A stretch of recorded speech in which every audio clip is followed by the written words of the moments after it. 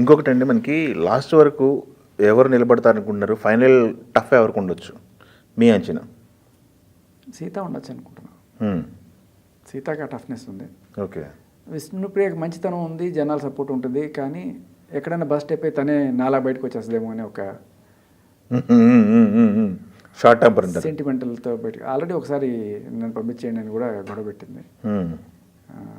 So అది అతనికి బయటకు వచ్చి తెలివితేటలు కూడా లేవు అలాగా. అది ఓకే. సరే, అయితే మీకు బిగ్ బాస్ కోర్స్ మీరు చూడలేదన్నారు కాబట్టి, చూసిన తర్వాత ఇప్పుడు మీరు బయటకు వచ్చారు, మిమ్మల్ని అభిమానించిన వాళ్ళు ఉన్నారు, మీకు ఓటింగ్ చేసిన వాళ్ళు ఉన్నారు.